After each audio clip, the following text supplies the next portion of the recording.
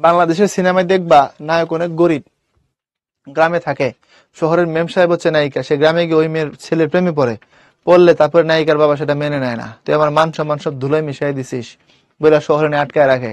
তারপরে ধরো নায়িকা খাইছে বিষের বোতলের মধ্যে আবার বিষ লেখা থাকে, বুঝছো? তো নায়িকাকে হসপিটাল নেওয়া হয়েছে, হসপিটাল নেওয়া হলে দেখবা ডাক্তার বলছে জ্ঞান ফিরছে, আশঙ্কা মুক্ত, অসুবিধা নাই। এবং জ্ঞান ফেরার পরে সে ধরো নায়কের নাম ধরে ডাকা শুরু করে, রাজা রাজা। ডাক্তার বলছে রাজা কে? রাজা হচ্ছে ওই ছেলে। তো কি হবে? রাজাকে না আনলে আপনার মেয়েকে বাঁচানো যাবে না। তখন কি হয় বলো? নায়িকার বাবা দৌড়ায় আসে, আয়সা বলে যে তুমি চলো আমার সাথে, গিয়ে আমার মেয়েকে তোমার জীবন বাঁচাই দিতে হবে, তুমি না গেলে আমার মেয়ে মরে যাবে।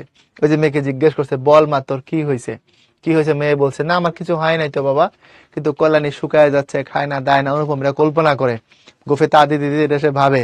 তো একটা সময় সেটাও ভাবছে যে কল্যাণীকে বাঁচানোর জন্য, সম্ভাবনার জন্য তারা এসে রিকোয়েস্ট করছে, বাবা চলো, আমার মেয়ে তো না খায়া তোমার জন্য মরে যাচ্ছে, তোমারে পায় নাই বলে সে তো ছেঁকা খায় বেকা হয়ে গেছে, তুমি না গেলে আমার মেয়ে বাঁচবে না। বুঝছো? এই ব্যর্থ পুরুষ কল্পনার জগতে এসব ভাবছে। আমার ধারণা এই আইডিয়া থেকে পরবর্তীতে বাংলাদেশের সিনেমাতে আইডিয়া কপি করা হয়েছে। শিগগির চলে